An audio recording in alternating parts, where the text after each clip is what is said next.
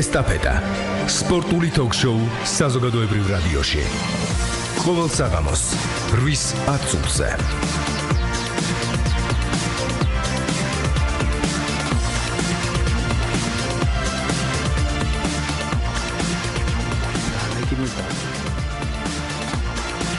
მოგესალმებით, ეთერშია სპორტული ток-შოუ ესტაფეტა, მიკროფონთან ელენე ბილიხოძე. წარმოგიდგენთ დღევანდელი ჩვენი გადაცემის სტუმრებს: რუსუდან ხოფერია და ვლადიმერ ნუცუბიძე. 240 91 92 240 92 92 კითხვა და მოსაზრება რადიო 1.ჭ-ზე გამოგვიგზავნეთ. არბიტრები, რომლებიც რიოს ოლიმპიურ თამაშებზე ჩვენს საქართველოს წარმოადგენდნენ და ჩვენს ქვეყანას. შემოგვიერთდით და ჩვენთან ერთად გაიხსენეთ ის ტრიუმფები, რომელიც თუნდაც გუშინ დაფიქსირდა და ის გამარჯვებები, რომლებიც იყო უკვე რიოს ოლიმპიურ თამაშებზე.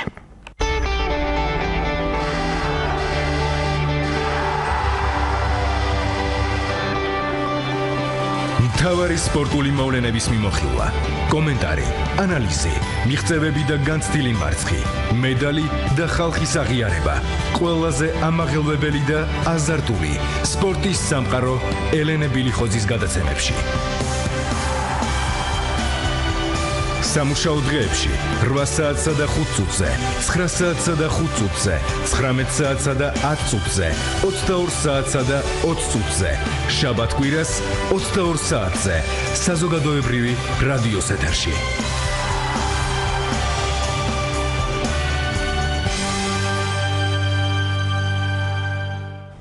კიდევ ერთხელ მოგესალმებით, მადლობა რომ ხართ ჩვენი გადაცემის სტუმრები, განსაკუთრებით იმ დამღლელი მგზავრობის შემდეგ, ფაქტურად გუშინ ჩამოხვედით საქართველოში და დღეს უკვე ხართ ჩვენთან ერთად, თუმცა ვიდრე უშუალოდ დავიწყებთ საუბარს, არ შემიძლია არ თქვა დღევანდელი დღის ემოციის შესახებ, ფაქტურად ლაშა ტალახაძე და ირაკლი თურმაინძე, ორი ლეგენდა, რომელმაც არა მარტო ქართული ძალოსნობის, არამედ შეიძლება თამამად ითქვას მსოფლიო ძალოსნობის ისტორიაში განსაკუთრებული ფურცელი ჩაწერა. რა სიტყვით და როგორ შეაფასებთ?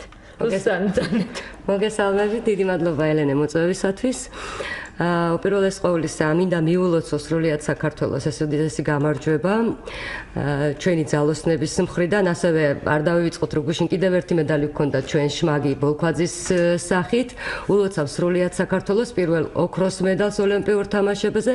პირადად შენ გილოცავ ელენე, ვიცი რა გულშემატკივარი და კომაგი ხარ ჩვენი სპორტის და მინდა ვისურვო, რომ ის დარჩენილი ოლიმპიელები, ვინც არიან კიდევ რიოში და წინ უძღვით ესოდენ დიდი საპასუხისმგებლო სტარტი, ასევე გახარებულები ყოფილიყვნენ და გაეხარებიოთ სრულიად საქართველო. გისმენთ. მოგესალმებით, ზურფასო რადიო მსმენელებო, შევუერთდები მილოცვებს და გუშინ ხამით, ნამდვილად და გუშინდელი საღამო, ნამდვილად საქართველოსთვის ღირსეული დღე იყო. ვისურვებდი, რომ ასე გაგრძელებული იყოს ოლიმპიადის დარჩენილი დღეებიც და ჩვენ სპორტსმენებს არანაკლებად გავეხარებინეთ.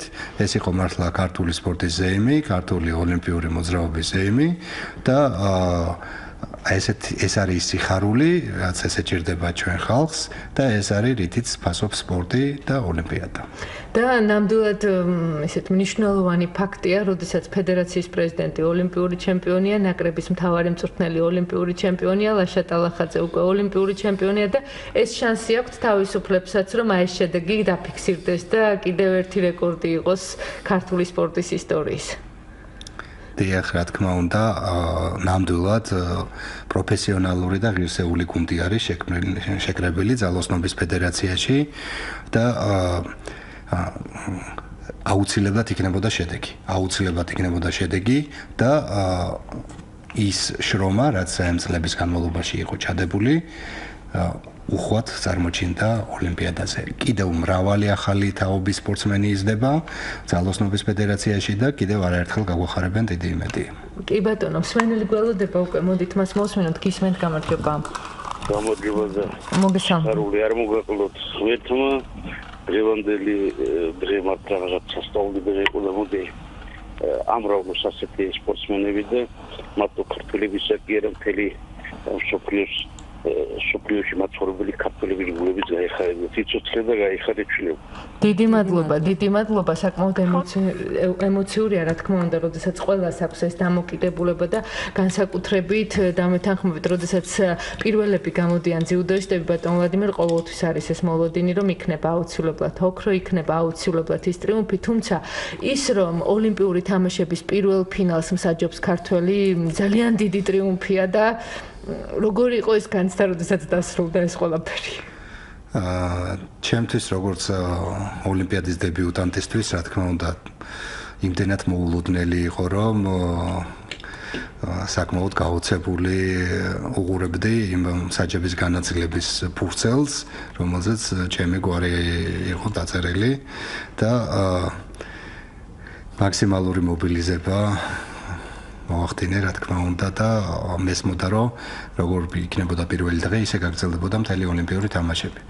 შესაბამისად, ეს იყო დიდი ნდობა, რაც გამომიცხადეს და საერთოდ ტრადიციულად ოლიმპიადებზე ესეა, რომ ჯერ ცდილობენ უფრო გამოცდილი მსაჯები გავიდნენ იოლად, მათ ენდონ უფრო, მაგრამ დღის მანძილზე მე თვითონ გძნობდი, რომ ბევრი რთულ მომენტში არ მქონდა არანაირი დაბნეულობის და არანაირი სტრესის გრძნობა, ძალიან თავისუფლად დავიწყე მსაჯობა და ნაკლები შეცდომებით და რაღაც ის შექებები, რაც რთულ მომენტებისას გადაჭემი გადაწყვეტილებიდან იყო, უკვე კომისრების მხრიდან, ფიქრობდი, რომ მქონდა შანსი მოხვედრილიყავი ფინალურ ბლოკში, მაგრამ თუ კი ფინალს მანდობდნენ, მაგაზე ვერც ვიოცნებებდი და აი ესე კარგად დაიწყო შემდეგ ყველაფერი. რუსოს ემოციის შესახებ ოდნავ მოგვიანებით მსმენელი მობილურით გვირეკავს, გისმენთ, გამარჯობა. მოგესალმებით. გამარჯობა, ელენე. დიახ, მოგესალმებით. ისა ელენე ძალიან დიდი სიხარული მოგვანიჭა ქართველი ძალოსნების ამ დიდმა წარმატებამ რიო-დე-ჟანეიროს ოლიმპიადაზე. აი მხედველობაში მყავს ეს ოქროს მედალოსანი ტალახაძე და თურმანიძე. მეთმა ამ რატოს ასეთი დიდი სპორტსმენები ჩვენთვის და განსაკუთრებით ძალოსნობის სახეობაში.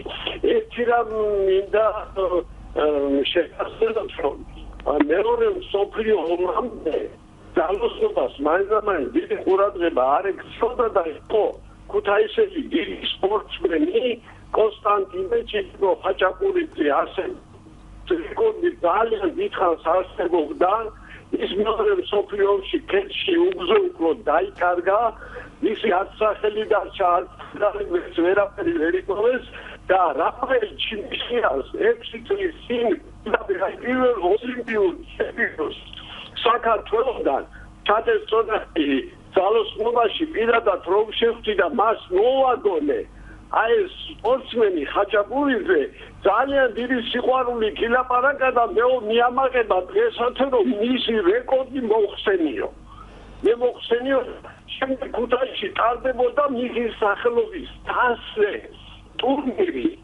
ამით ვერ გეტყვით ეხლა მივიწყეს კვლავ ძერტვა თვალა და ძალიან დიდი ეს იქნება აი დღევანდელი ძალოსნებისთვის ძალიან დიდი აი ისია და სახელი და სიყვარული და ყველაფერი თვითონ ჩაერთოთ კი ბატონო, დიდი მადლობა ბატონო ამ კითხვისთვის და შეიძლება ითქვას ამ პოზიციისთვის, როდესაც დაბრუნდება კახი კახიაშვილი თბილისში, საქართველოს ძალოსნობის ფედერაციის პრეზიდენტი, მე მასთან აუცილებლად ვისაუბრებ ამ საკითხის შესახებ და უკვე ეთერში ის თავად შეეცდება გიპასუხოთ რა და როგორ იქნება. კვლავ მსმენელი გისმენთ, გამარჯობა. ალო. მოგესალმებით. გამარჯობათ, მოგესალმებით. და გილოცავთ ნამდვილად გუშინდელს ხეს ისე გულზაწყეთილი ვიყავი რომ თვალი არ მომოხუჭავს თელი ღამე უყურე რა და დავწყნარდი ცოტა რა ბატონ ვლადიმერ დიახ ბატონო ერთი შეკითხვა თქვენთან აი ასეთი დიახ ეხლა ოლიმპიადაზე თქვენ რომ გზანდებოდით საჯად იქ ნუ ახლა სხვადასხვა ქვეყნებიდანაც არის ახლა სწორია ვერ წარმომიდგენია ახლა რომ იქ საჯებს საქართველოს რაიმე აი ჯინი კონდეს და რაღაც თელიამები. მე ძალიან დიდ პატივს ჩვენ ჟურნალისტებს, მაგრამ თუ ჩვენი წააგებდა რაღაცა გადადიოდნენ იმ წუთში საჯებზე. ერთი თუ ადამიანი თუ კაცი მზანდებით, ერთი ამიხსენით რა. იყო ასეთი შემთხვევა, რომ საჯები ჩვენს მიმართ ძალიან სტროგი და ძალიან რაღაცა. გასაგებია, დიდი მადლობა, ბრძანეთ ბატონ ვლადიმერ. მოგესალმებით. მე საერთოდ ჩემ კოლეგებზე ცუდის თქმა საერთოდ არ არის კარგ ტონად მიღებული, არ უნდა გააკრიტიკო, მაგრამ ყველა აღნიშნავდა, რომ ეს ოლიმპიადა გამორჩეული იყო მსაჯობის კუთხით, ნეიტრალურობით და უფრო მეტი პატიოსნებით წინა წლებთან დაკავშირებით, ეს იყო გამოწვეული იმ რეფორმებით, რაც ძიუდოში გატარდა მსაჯობის მიმართებაში. ჩვენ სპორტსმენებთან დაკავშირებით მე ვერ ვიტყოდი, რომ რომელიმე შეხვედრა გაგვიფუჭეს და ვერც იმას ვერ ვიტყოდი, რომ განსაკუთრებული აგრესიულობით გამოირჩეოდნენ, ყოველ შემთხვევაში არც მწვრთნელებისგან და არც სპორტსმენობისგან არ გამიგია.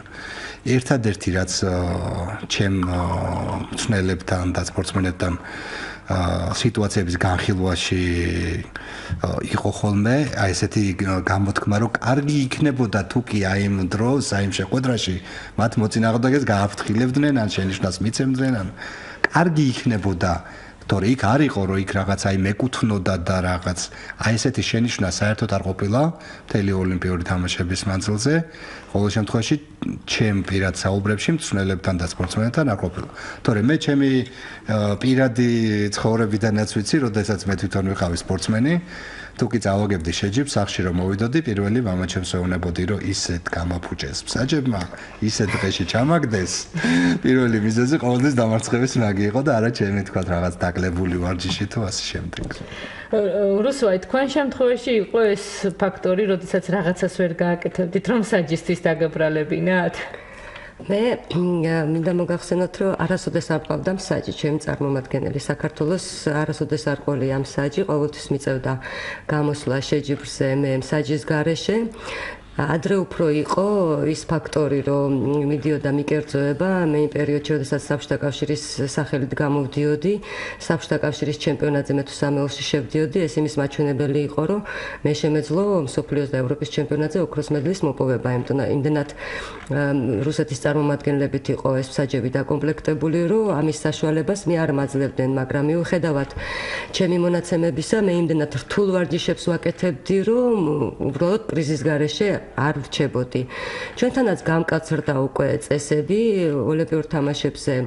იყო შერჩეული ნეიტრალური მსაჯები აბსოლუტურად სულ ყველა, მხოლოდ მე ვიყავი გამონაკლისი და ამიტომაც მე ვაჟებში მომიწია როგორც კვალიფიკაციაში, ასევე ფინალურ ეტაპზე მსაჯობა. მეც ვთვლი, რომ ეს ოლიმპიადა იყო ერთ-ერთი ყველაზე ობიექტური, იქ არ იყო არავის ინტერესი თუ რომელიმე ამა თუ იმ სპორტსმენის მიმართ მიკერძოება ყოფილიყო და შესაბამისად ის ადგილები როგორც გადანაწილდა და იმ კვალიფიკაციის მერე რა შედეგებიც დაიდო, მე ვთვლი, რომ საკმაოდ ობიექტური იყო. ბატონ ვლადიმერ, მოდით შეაფასეთ ჩვენი ძიუდოისტების გამოსვლა. ალბათ საკმაოდ რთულია, როდესაც გამოდის შენი ქვეყნის წარმომადგენელი, შენ ხარ მსაჯი და უბრალოდ ემოციის გამოხატვის საშუალებაც კი არ გაქვს. რა თქმა უნდა, ეს ერთ-ერთი ყველაზე რთული მომენტია. ჩემს არენაზე ყოფნის პერიოდში განსაკუთრებით ხშირად ხდება ხოლმე, რომ გვერდით დატამზე მიწევს მე ამ პერიოდში მსაჯობა და გონებრივად ძალიან ძნელია კონცენტრირება, იმიტომ რომ ნახევარი გონება არის გადართული მეორე დატამისკენ და თითქოს რაღაც ქვეცნობიერად გინდა რომ დაეხმარო, რაღაც უკარნახო რაღაცა, რჩევა მიცე, რაღაც რა თქმა უნდა ეს ამას არ საჭიროებს, მაგრამ შენი შინაგანიდან გამომდინარეობს და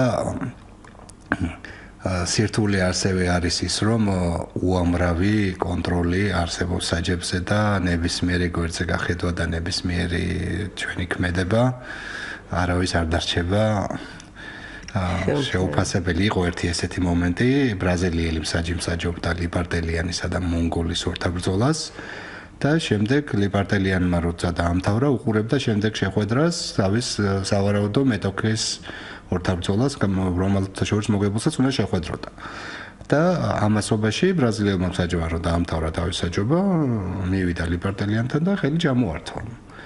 მიულოცავს ჟესტი იყო და ყველა მონგოლურ ტელევიზიებში, არხებზე უცებ ელვის ისტრაფით გავრცელდა ეს.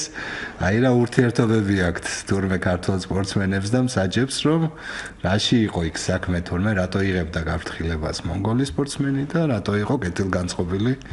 და დროს გავსი არაფერი არ ყოფილა, სულიად ობიექტურად და სამართლიანად გაიმარჯვა დებარტელიანმა. და არაფერი კითხვის ნიშანიც კი არ დაუტოვა, რა თქმა უნდა, გდებით გაიმარჯვა და აი საჯის როლი იყო მხოლოდ ის, რომ მან ობიექტურად იმსაჯა. მაგრამ აი ყველა ნიუანსს ამხელა მნიშვნელობა აქვს. რუსუდან, როგორ არის ბატუძე და რამდენად რთულია, როდესაც ჩვენი ერთი წარმომადგენელი ყავდა ლიუბა და რამდენად რთულია, როდესაც გაქვს ეს დუმილის აქცია. ლიუბას კვალიფიკაციას მე არ მსაჯობდი, როგორც აღნიშნე, მაგრამ პოდიუმზე ვიჯექი მსაჯებთან ერთად. ჩემთვის ძალიან ძიმე იყო და რთული იყო ერთია, როდესაც შენი სპორტსმენი გამოდის და შენ მას მსაჯობ, უფრო მეტად დატვირთვაა დიდი. მე მხედველობაში მაქვს სხვა ჩემპიონატები, ეს იქნება მსოფლიო ჩემპიონატი, ევროპის ჩემპიონატი, სადაც მომიწია მე უშუალოდ ლიუბას მსაჯობა.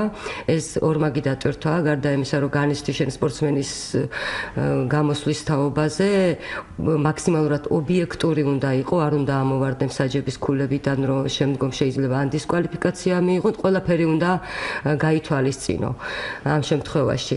ამ დროს მე პოდიუმზე ვიჯექი და თვალს ვადევნებდი ლიუბას, ჩემთვის ძალიან რთული იყო, ძალიან სტრესული იყო, იმიტომ რომ ოლიმპიური თამაშები ალბათ ვალოდია დამეთანხმება, რომ სრულიად განსხვავდება და სუსხვალმცნება ოლიმპიური თამაშები, არ შეედრება არანაირ ღონისძიებას, თუნდაც იმ მსოფლიო ჩემპიონატს და იმ ევროპის ჩემპიონატს დიდ სტარტებზე მაქვს მე დიდ სტარტებს გულისხმობ, აქ ყველანაირი ფაქტორი მოქმედებს. ჩვენი მიმართვა, მე არ მქონდა უფლება ლიუბასთვის რამე მეკარნახა, იმიტომ რომ ჩვენი მსაჯები კატეგორიულად ვართ გაფრთხილებულები, რომ ჩვენ პოდიუმიდან ჩამოსვლის უფლება არ აქვს და არანაირი კონტაქტის უფლება არ აქვს ნებისმიერ სპორტსმენთან, არათუ შენ სპორტსმენთან. უბრალოდ 1-2 ჟესტით რაღაც ვანიშნე, რომ ვარჯიში რა უნდა შეესრულებია კვალიფიკაციის დროს და ესეთი მინიშნებები გქონდა შორიდან, თორე ისე ჩვენც ძალიან გვეკრძალება, კი ბატონო, დარბას მიღმა მიულოცევისაც გინდა, ჩამოართვი ხელი ვისაც გინდა, მაგრამ იქ უშუალოდ სადაც პოდიუმი დგას და სადაც შეჯიბრი მიმდინარეობს, ყველანაირი კონტაქტი გაწყვეტილია მსაჯსა ან მწვრთნელს შორის, ან სპორტსმენს შორის. ბატონ ვლადიმერ, როგორი იყო თქვენი თვალიდან ნახული რიო-დე-ჟანეიროს ოლიმპიური თამაშები და ჭიდაობა ძიუდა? ერთხელ ვიმყოფებოდი ოლიმპიურ თამაშებზე, ეს ლონდონის თამაშები იყო, ოღონდ არა როგორც მსაჯის რანგში, როგორც ტექნიკური პერსონალი, მაშინდელი ფედერაციის გენერალური მდივანი ვიყავი და დელეგაციის ხელმძღვანელი ძიუდოს განხრით და მაშინ ალბათ უფრო მეტი დრო მქონდა დავკვირვებოდი. და შედარებას თუ გავაკეთებთ ორგანიზაციული კუთხით, საკმაოდ მოიკოჭლებდა რიოს ოლიმპიადა ორგანიზაციული კუთხით, როგორც ორგანიზაციული, ასევე ტექნიკური მომზადების მხრიდან ლონდონთან შედარება არ იყო. ხოლო რაც შეეხება თვითონ სპორტულ მხარეს, აშკარად ძიუდოს მიმართებაში, იმიტომ ფიზიკურად დრო არ იყო, რომ სხვა სახეობებზეც თვალი მეტევნებინა, ეს მომენტალური მხოლოდ კადრების მიმოხილვას ტელევიზიით, რასაც უყურებდი. სპორტული მხრივ არის ძალიან დიდი წინსვლა, დახვეწილია სპორტული მხარე, დახვეწილია თვითონ სპორტსმენების მომზადება, ილეთების არსენალი და ასევე თითეული საჯების მომზადება, ტექნიკური პერსონალის მომზადება, რაც სპორტული დირექტორატში და ცნელების მომზადება, ყველა დეტალი არის საათის მექანიზმის დონემდე აყვანილი. წამზე იწყებოდა, წამზე მთავრდებოდა, დაჯილდოების ცერემონიალი განსაკუთრებული აღნიშვნის ღირსია, რომელიც ასევე ყველაფერი იყო აწყობილი მექანიზმი. ასე რომ სპორტული ფორუმი შედგა. რუსუდან მე ბოლო ორი ოლიმპიური თამაშების ციკლი არ ყოფილვარ ოლიმპიადაზე. ერთადერთი შემიძლია შევადარო ოლიმპიური თამაშები რიოსი, იმ გადმოსახედიდან, როდესაც მე ვიყავი სიდნეის ოლიმპიურ თამაშებზე, იქ სპორტსმენის ამპლუაში ვიყავი, სხვა დატვირთვა მქონდა, ოლიმპიურ სოფელში ვცხოვრობდი. სიდნეის ოლიმპიური თამაშები მე მიმაჩნია, რომ ბევრად უფრო ორგანიზებული საკითხით უფრო მაღალ დონეზე ჩატარდა. სპორტსმენებისთვის იყო ყველანაირი პირობები შექმნილი, რომ მაქსიმალურად კარგად ეგრძნო სპორტსმენს თავი. ერთხელ ვიყავი მხოლოდ შესული რიოში ოლიმპიურ სოფელში და შედარება რო გავაკეთე, უფრო მოიკოჭლებენ ბრაზილიელები ამ მხრივ. რაც შეეხება თვითონ სპორტის მხრივ ბატუძე ხტომას, როგორც ძიუდოში, ასევე ჩვენთან ყველაფერი უფრო წინ წავიდა. თუ კი ადრე შეიძლებოდა რამოდენიმე ქვეყანა დაგვესახელებია ჩვენ ლიდერებში, ეხლა ოლიმპიური ლიცენზიები და საგზურები, რომელ სპორტსმენებსაც მოპოვებული აქვთ, ჩვენ სახეობაში იმდენად რთულია მსოფლიო ჩემპიონატზე მოხვდე 200 სპორტსმენიდან 8 სპორტსმენში და შემდგომ კიდე მე-9 ადგილიდან 24 ადგილამდე მხოლოდ 5 ადგილი თამაშდება. ეს იმის მაჩვენებელია, რომ 16-ვე სპორტსმენი პოტენციურად იბრძვის მედლისათვის და შეტანილია, გართულებულია უფრო ტექნიკა, ჩვენთან დამატებულია დრო და ამის შესაბამისად უფრო წინსვლა ჩვენ სახეობაში. მსმენელი გველოდება, კვლავ გისმენთ, გამარჯობა. გისმენთ. ალო. მოგესალმებით. მოგესალმებით ქალბატონო ელენა, ასეთი ქალბატონო ნინო და რუსუდან ხოფერია ბატონო სტუმრად. რუსუდან ხოფერია ბოდიში. და ვლადიმერ, ბატონო ვლადიმერ.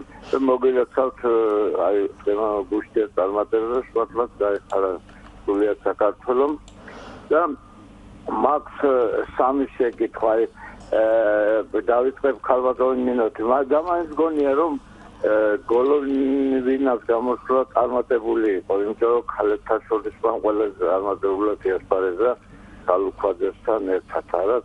ეს თქვენ როგორ იტყვით ერთი შეკითხვა, აგრეთვე ბატონო ვლადიმერ, ეს ოლიმპიადა გამოირჩეოდა იმით, მე მგონი წინამდე ვარ ოლიმპიადებისგან, რომ საჯობა მე ხედულობაში ორსათიდო სახეობები უფრო ობიექტური იყო, თქვენ რაც იტყვით. ახლა წარმატება მაინც არ იყო ოქრო. არა თუ გავითვალისწინოთ, რომ წინა ოლიმპიადაზე ერთერთი იაპონელი ვერ გახდა მედალოსანის კი, მაშინ ეს წარმატებად ითვლება. მაგრამ რაღაც უკმარისობა განცდა. თქვენ რაც იტყვით ამის საუბარზე, ქართველების ვიღაც ყოველთვის იყო ობიექტური საჯობა, თუ შეგიძლიათ თქვენ თქვათ როგორც საჯმა.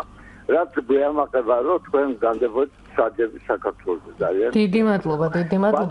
ქალბატონო ეს არის. თქვენთან ამას შეკითხვა მე ქალბატონო. დიახ, გისმენთ.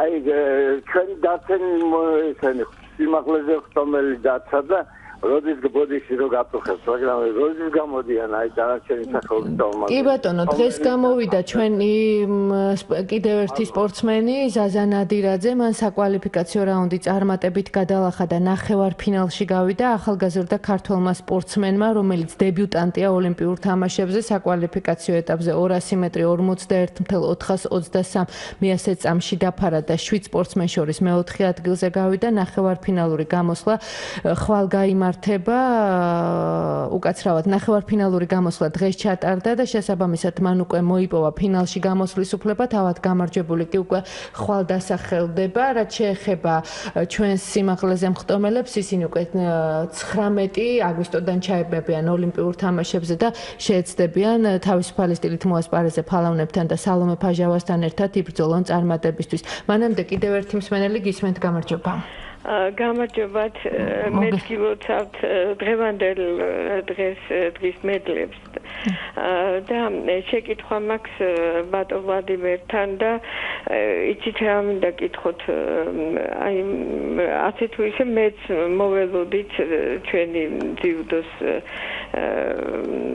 ძიუდოისტებისაგან და რა არის ამის მიზეზი, რომ აი რაღაცა იყო ჩავარდნა და მე პირადად აივალა მიპატელიანის გამოსვლა ძალიან მომეწონა ნახევარფინალში არაჩვეულებრივად დაამარცხა მოწინააღმდეგე და თუ ყავს აი თუ ბაზა თუ არის რომ აი მომავალში უკეთესად იასპარეზონ ჩვენმა ძიუდოისტებმა და კიდე რუსუდანთან მაგ შეკითხვა რომ თითქმის იგივე რომ თუ არის მომავალი თაობა რომელიც შეძლებს ასე გამარჯვებების მოტანას ჩვენთვის. დიდი მადლობა. კიდევ ერთი მსმენელი და შემდეგ ვთხოვ რეჟისორს რომ რამდენიმე წუთის განმავლობაში მოგცეს საშუალება რომ ყველა კითხვას უპასუხოთ. გისმენთ, გამარჯობა. ალო, მოგესალმებით. მოგესალმებით. უბრალოდ რა თქმა უნდა ჩვენ სახელოვან ძალოსნებს საფრთხინვალე გამარჯვებას, მაგრამ მინდა ერთი რაღაცა შევნიშნო. მე პირადად შევეხნა საბეჭდილება რომ თითქოს გარკვეულწილად წილში მოექცა შმაგის ასევე ძალიან დიდი წარმატება და ეს არ უნდა დაუშვან პირველ რიგში ჟურნალისტებმა. აბა ძალიან გთხოვთ და მე მგონი სწორად შენიშნა ამის შესახებ ქალბატონმა რუსუდანმა გადაცემის დასაწყისში. დიდი მადლობა. შმაგი ბოლქვაძის წარმატება ნამდვილად არ დაგვიწყებია ბატონო. ის მთელი დღის განმავლობაში გუშინ ფაქტიურად მასზე ვსაუბრობდით, მის გამარჯვებას ველოდით და ნამდვილად იყო ეს განცდა რომ შმაგი ბოლქვაძემ ძალიან დიდი წარმატება მოიპოვა და არის ეს განცდა და ყოველთვის იქნება ის ნამდვილად გამორჩეულია ჩვენს კლასიკური სტილით მოჭიდავეთა შორის და მან ერთადერთმა შეძლო ამ მედლის მოპოვება, ასე რომ ეს ძალიან მნიშვნელოვანი და დასაფასებელი ფაქტორია. რაც შეეხება ჩვენმა მსმენელმა გკითხათ ქალბატონ რუსუდან გოლოვინას შესახებ მართალი გითხრათ, სანამ ოლიმპიურ თამაშებზე გავემგზავრებოდი, მე უფრო მეტი მოლოდინი მქონდა ლιობასგან, იმიტომ რომ მან ერთი თვით ადრე იასპარება მსოფლიო თასის ეტაპზე, სადაც ბრინჯაოს მედალი მოიპოვა და ჩვენ ვიყავით შეკრებაზე დუშეთში, სადაც ლიობა საკმაოდ კარგად იყო მზად ოლიმპიური თამაშებისათვის, მაგრამ მინდა ის ფაქტიც აღვნიშნო, რომ ლიუბამ რაც გააკეთა ამ ერთი წლის განმავლობაში, ჩვენ ვიცით რომ მას ყავს ოჯახი და ერთი წლის წინ მან იმშობიარა და გააჩინა ბავშვი, ერთ წელიწადში მან აღიდგინა ის სრული ფორმა, მოიპოვა ლიცენზია, ეს მართლა გმირობის ტოლფასია, არავინ არ ველოდებოდით, სათუო იყო ლიცენზიას მოიპოვებდა თუ არა და მან პირველი ეტაპის მერევე 8 საუკეთესოში შევიდა მსოფლიო ჩემპიონატზე და უკვე ოლიმპიური თამაშების საგზური მოიპოვა, არ შეიძლება ეს არ აღვნიშნოთ და ის შედეგიც, რომელიც დაუშვათ ოლიმპიურ თამაშებზე შენ უკვე ლიდერებში ხარ და ფინალისტად ითვლები და იმ ელიტაში იმკვიდრებ ადგილს, ლიობა უკვე მესამედ არის ოლიმპიური თამაშების ფინალისტი, ამიტომ ფიქრობდი და მე მეტი მოლოდინი მქონდა, მაგრამ ასევე იცით თქვენ რომ ევროპის ჩემპიონატზე მან მიიღო სერიოზული ტრავმა, ძალიან რთული წელიწადი გავიარეთ, წელის პრობლემა ჰქონდა ოლიმპიურ თამაშებზე, მაგრამ ყველაფრის მიუხედავად მან მაინც თავისი მაქსიმუმი გააკეთა და არსებობს უბრალოდ ესეთი რამეც, რომ იმ დღეს ის დღე შენი დღე არ არის და სპორტში ძალიან მით უმეტეს ოლიმპიურ თამაშებში ბევრი ნიუანსია. იმისათვის საჭირო რომ პატარა ფაქტორები, რომელიც შეუმჩნეველია უცხო თვალისათვის, შეიძლება სპორტსმენზე ისე მოქმედებს, რომ იგი მედლის მიღმა დარჩეს. ბატონ ვლადიმერ, მოდით ლაშას შესახებ თქვით, ამჯერად როგორც გულშემატკივარმა და არა როგორც მსაჯმა. რამდენად ელოდით ესეთ შედეგს? კი ბატონო, მე ასევე არ მინდა რომ გამოგვჩეს ჩვენი ძიუდოისტების თითეული მათგანის დამსახურება. მე ვერ ვიტყვი რომ ეს იყო ჩავარდნა, რა თქმა უნდა ეს არ არის ჩავარდნა, როცა 7 ძიუდოისტიდან 5 ჭიდაობს მედლისთვის და მათ შორის 4 ნახევარფინალში ჭიდაობს, ეს არის ძალიან დიდი შედეგი. ფაქტიურად იაპონიის შემდეგ ეს მეორე შედეგი იყო, იაპონელი ძიუდოისტების შემდეგ. თუ ვიტყვით საერთოდ მთელი გუნდის მომზადებასთან დაკავშირებით. ლიდერებს ჩვენ მედლის კანდიდატებზე რაც იყო საუბარი იყო იმაზე რომ 60 კილოგრამში ამირან პაპინაშვილს ყავდა ძალიან ძლიერი მეტოქე მეოთხე ფინალში. ის იყო ფაქტიურად მედლის თავარი კანდიდატი იაპონელი ტაკატო, რომელთანაც გამარჯვების შედეგად მოიპოვა მან ნახევარფინალში ასპარეზობის უფლება და ფაქტიურად მთელი ენერგია შეალია მას. შესაბამისად ვერ ვიტყვი რომ მისი გამოსვლა იყო წარუმატებელი და სულ ერთი ნაბიჯი დააკლდა მას შემდეგ ფინალში გასვლამდე და შესაბამისად მესამე ადგილის აღებამდე, ასე რომ საკმაოდ ზადყოფნაში შეხვდა. დააკლდა მას ზუსტად ის, რაც არ დააკლდა ლაშას. ლაშა მიბრძოლა, ასევე უძლიერეს მეტოქესთან, რომელზეც ალბათ რუსუდან აღნიშნა, რომ ეს იყო მისი დღე, როგორც წინა ოლიმპიადაზე ასევე იყო მისი დღე, მაგრამ ასევე მისი დღე იყო მისი მოწინააღმდეგე იაპონელი ონოსთვის, რომელმაც სპორტსმენები და მწვრთნელებთან ერთად აღნიშნავდით, რომ კალაშნიკოვით თუ დახვიდავდით, თორე იმის დამარცხება იმ დღეს გამორიცხული იყო. ისე მსუბუქად გაიარა სულ ყველა ძიუდოისტები, რომ აი როგორც ჩვენმა ალახაძემ გუშინ აწია ეს სოფლიო და ოლიმპიური რეკორდის მომასწავებელი შტანგა თავისუფლად და ფუმფულივით აიწაცა, აი ეს ეყავდა მეტოქეები. ასე რომ ლაშამ მის გარდა ყველა მეტოქესთან ბრძოლის ჟინი გამოავლინა და მისი დღე იყო ასევე და მომზადებული გმირობა ჩაიდინა იმ დღეს. ასე რომ რა თქმა უნდა ულოცავთ და ეს მისი ღირსეული მედალი იყო და კიდევ ერთხელ დაამტკიცა, რომ ის არის მსოფლიო დონის ელიტის ძიუდოისტი მოჭიდავე და წონით კატეგორიის ცვლილების მიუხედავად თავისი ადგილი აქვს ამ ელიტაში. ქავატონ რუსუდან ჩვენ მომსმენელმა გითხრათ აი ამ თაობის შესახებ, როგორი ახალგაზრდები მოდიან და იგივე 2020 წელს ოლიმპიადა სრულდება და იწყება ახალ ოლიმპიადაზე ფიქრი, გვეყოლება ჩვენ უფრო მეტი წარმომადგენელი და თუნდაც ვაჟებში. პირველ რიგში მინდა აღვნიშნო, რომ ლუბა ისევე შემართებით არის, გეგმავს, რა თქმა უნდა, კარიერის გაგრძელებას და იაპონიისთვის მზად არის, რომ ლიცენზიაც მოიპოვოს და მედლებისთვისაც იბრძოლოს, ისეთი შემართებით არის. ასევე მინდა ვთქვა, რომ ჩვენ საკმაოდ კარგი ახალგაზრდები გვყავს, რომლებიც წინა წლებში მსოფლიოს ახალგაზრდული ჩემპიონატის გამარჯვებულები გახდნენ და წლეულს ისინი უკვე გადავიდნენ დიდ ასაკში. მემხედველობაში მყავს ანა ოდიშვილი, თეონა ჯანჯღავა, ასევე მსოფლიო ახალგაზრდული ჩემპიონატის ფინალისტი ყავს ზურაბ ნოძაძე, იგივე თენგიზ კოშკაძე, რომელიც დიდების ასაკშია უკვე აგრძელებს ვარჯიშს და მე დიდი იმედი მაქვს ამ სპორტსმენების, რომლებიც ეხლახან გადავიდნენ დიდების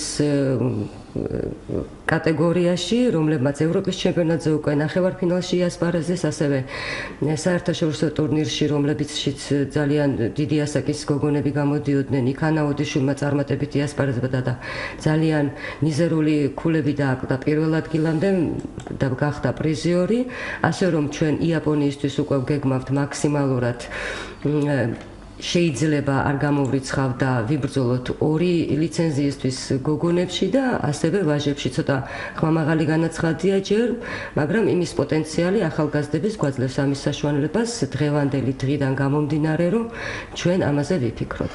ბატონ ვლადიმერ, როგორი თაობა მოდის, იმიტომ რომ ყველამ ძალიან კარგად იცის, ძალიან აქტიურად ხართ ჩართული ამ პროცესში. ძალიან კარგი თაობა მოდის, მინდა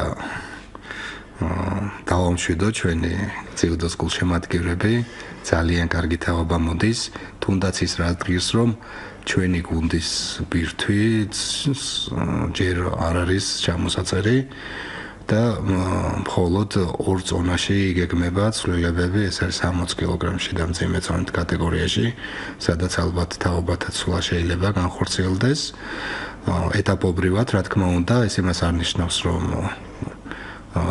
დღევანდელი წარმოდგენილი ოლიმპიელები ვინმეზე ნაკლები არიან, უბრალოდ მათ ალბათ ნელ-ნელა მოუწევთ უდიდეს კონკურენციაში შესვლა ახალ თაობასთან, რომ უსერიოზულ ახალგაზრდა თაობასთან. ასე რომ ჩვენი 66 კილოგრამით, 73 კილოგრამით რავდათუაშვილი, 91 კილოგრამით შეკიშვილი არანაირი ბექაზე რა სიტყვით? ბექას ფაქტიურად გულშემატკივრობდა მთელი ძიუდოს სოფლიო ფედერაცია და დარბაზიც და ასევე ძიუდოს სამყაროში ბეკა აღიქმება როგორც ყველაზე უფრო ტალანტ ძიუდოისტად, უბრალოდ მისი 100 კილოგრამ წონით კატეგორიაში გამოსვლა იყო საერთო გუნდის ინტერესებიდან და ქვეყნის ინტერესებიდან გამომდინარე, რადგან 90 კილოგრამში იყო ვარლამ ლიპარტელიანი, რომელიც ასევე მთავარი კონკურენტი იყო ოქროს მედლის და ჩვენ რომ 100 კილოგრამში ასევე ყოლოდა ღირსეული წარმომადგენელი, სულ რამოდენიმე ძიუდოისტია მსოფლიოში, რომელთანაც ბექას უჭირს დღესდღეობით ჭიდაობა 100 კილოგრამში. ეს არის 4-5 ძიუდოისტი, რომლიდანაც 4 მოხვდა მის ქვეჯგუფში. და როგორ თვლით, მას შეუძლია 100 კილოგრამშიც ისეთივე ტრიუმფით იასპარეზოს, როგორც 90-ში იყო? მისი პოტენციის და მისი შემართების მქონე ადამიანს ყველაფერი შეუძლია. მაგრამ ეს რა თქმა უნდა გაცილდება მსმენელთა შტაბთან ერთად, ფედერაციასთან ერთად, პირადად თვითონ მისი მისაღებიცაა. თუ კი ის გადაწყვიტავს, რომ მომავალ ოლიმპიადაზე იყოს 100 კილოგრამის იუდოისტი, ასევე ოქროს მედლის კანდიდატი იქნება. მაგრამ თუ კი გადაწყვიტავს, რომ იყოს 90 კილოგრამში,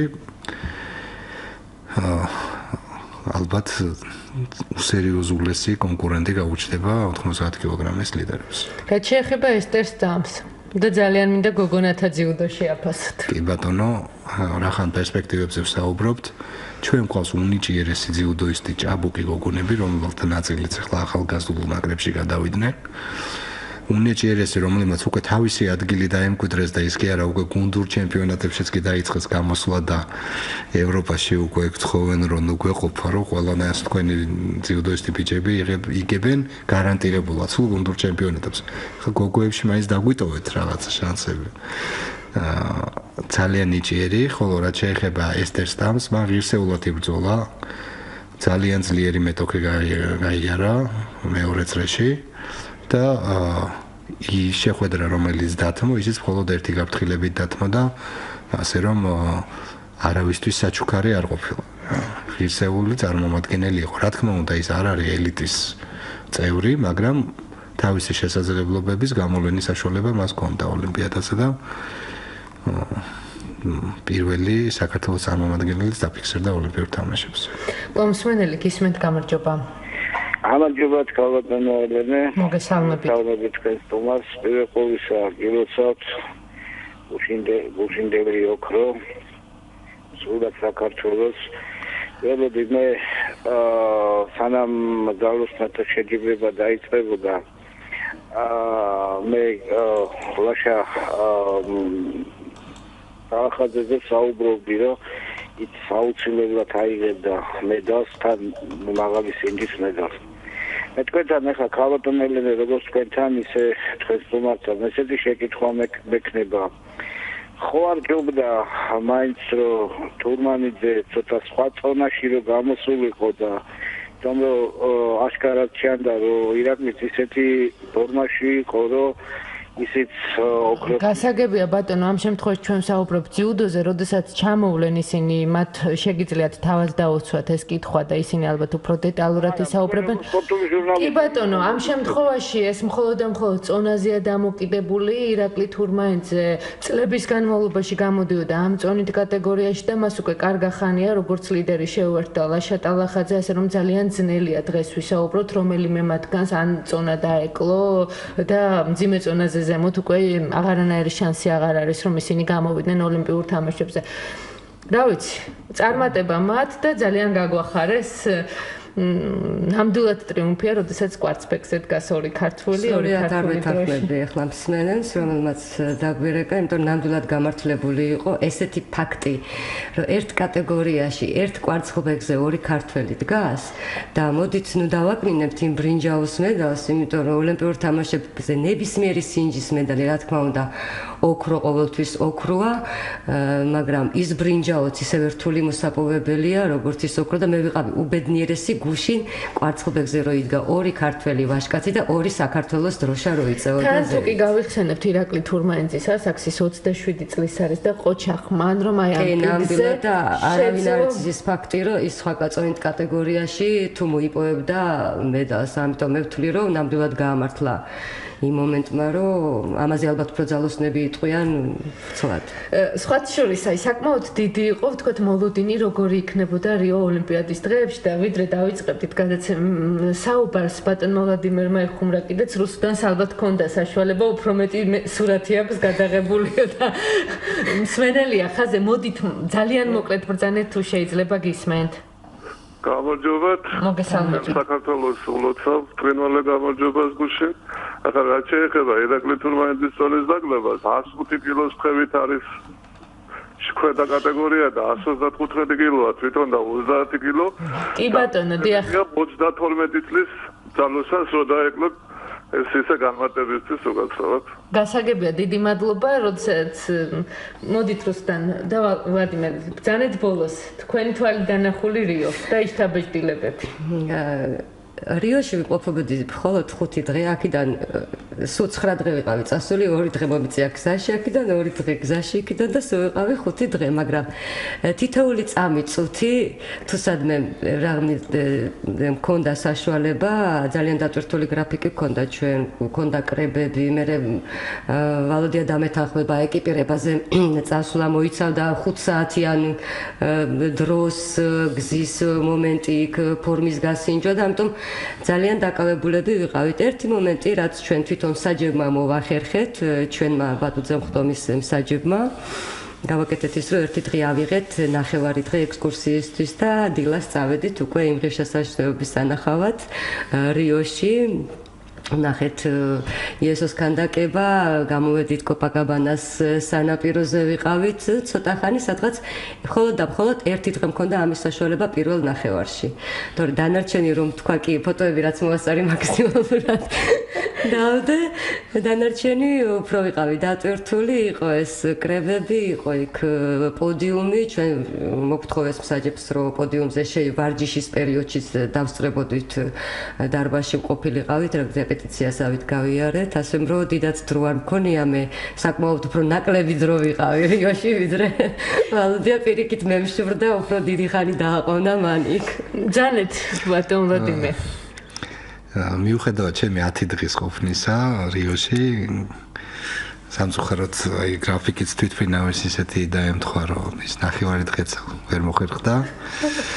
და ჩვენი სასტუმროს განლაგებაც ისე იყო, რომ დაცულ ტერიტორიაზე, თვითონ საშეჯიბრო პარკთან ახლოს, სადაც ინით აუწერელი საცობები იყო და თუ დავამატებთ ბრაზილიელების არაორგანიზებულობას, ალბათ ქალაქის ცენტრამდე რო გავსულიყავით რამოდენიმე საათი დაგჭირდებოდა, რაზეც ფიზიკურად არ არსებობდა ეს საათები და თუ იმასაც ჩავთვლით, რომ დილას 8-ზე უკვე დარბაზში უნდა ყოფილიყავით და სანამ 8-ზე ბრუნდებოდით, კიდევ 8-დან 8-მდე დარბაზში, ფიზიკურად შეუძლებელი იყო. ფაქტურად რიო არ გინახავთ. ფაქტურად რიოს ხედები სასტუმროს განჭრიდან. ძალიან დიდი მადლობა რომ იყავით ჩვენთან ერთად. მე უკვე 22 საათსა და 20 წუთამდე მშვიდობები ჩვენს მსმენელს. ამ დროს დღის სპორტის ახალ ამბებს წარმოგიდგენთ, თქვენ კი წარმატებები და მე მჯერა რომ კიდევ არაერთხელ ვისაუბრებთ თქვენი როგორც მსაჯების ტრიუმფის შესახებ.